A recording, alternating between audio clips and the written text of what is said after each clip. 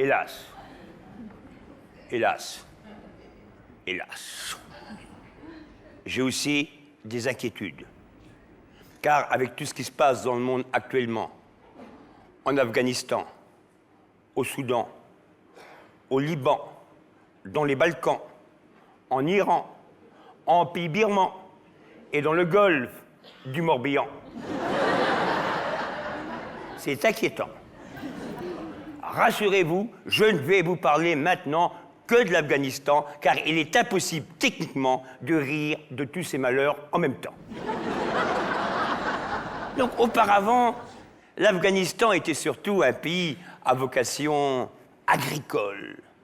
C'était un peu la Beauce de l'Asie, qui produisait surtout des céréales, c'est-à-dire un peu de blé, un peu d'orge, un peu d'avoine pour les chameaux et beaucoup de pavots. Et c'est avec ce pavot, alors qu'astucieusement, les artisans afghans fabriquaient leurs tapis volants.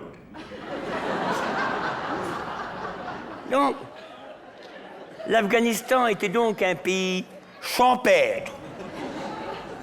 Champêtre, mais féodal, avec des princes, des ducs, des archiducs, des oléoducs, des seigneurs, donc des seigneurs et des cerfs et des biches, des moutons, des chèvres, du fromage, oui, le fameux fromage des cerfs.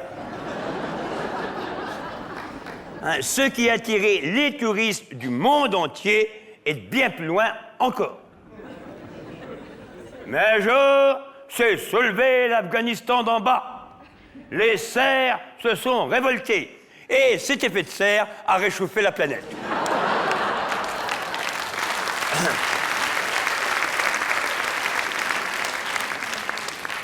Puis, au milieu des années 70, sur les conseils de soldats soviétiques en vacances vertes en Afghanistan. Or, les Afghans ont voulu passer directement d'un régime féodal à un régime communiste. À mon avis, c'était un peu prématuré. Un peu comme si en France, l'on était passé sans intermédiaire de Louis XVI à Marie-Georges Buffet. D'ailleurs, même les chercheurs soviétiques actuels l'admettent très bien, le communisme en Afghanistan, ça ne pouvait pas fonctionner. On ne pouvait pas donner le pouvoir aux ouvriers dans un pays où il n'y a pas d'usine. Puis, après le retrait de l'armée rouge, de honte, et sous le regard amusé alors d'agents secrets américains en RTT, sont arrivés au pouvoir ces terribles talibans, avec leur équipe de fonctionnaires, ces fameux talibans publics, qui n'avaient pas tous une petite gueule bien sympathique.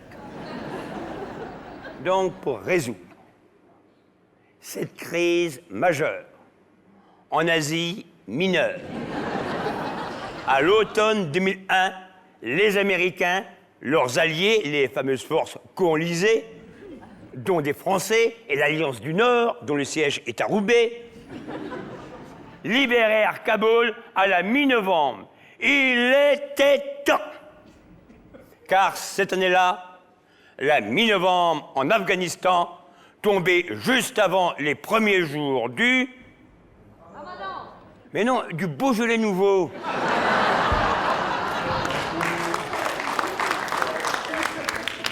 Eh bien, nous, Français, comme d'habitude, nous avons critiqué les Américains alors qu'il faut essayer de les comprendre, ces pauvres Américains, comme nous leur reprochons d'avoir le B-52 facile, alors que le B-52 est un peu à la culture américaine, ce que le 51 est à la culture française. Hein, d'ailleurs, une majorité d'Américains étaient favorables au bombardement de l'Afghanistan, même les anciens hippies. Les hippies qui disaient « Oh, il faut bombarder Kaboul, ça dégage la route des Indes. » Nous avons aussi reproché aux Américains d'avoir laissé ce pauvre mollah Omar s'enfuir en mobilette bleue. Mais c'est oublié qu'il n'avait aucune raison de l'arrêter. Le mollah portait un casque. Un casque intégriste, assorti à la mobilette. Un casque bleu. Si bien qu'Omar s'est pas fait pincer. Et sur cette ultra délicate question que l'on ne peut manier qu'avec d'infinies précautions, la question du port du casque en mobilette. La loi islamique est on ne peut plus claire. C'est l'unique cas où le port soit obligatoire.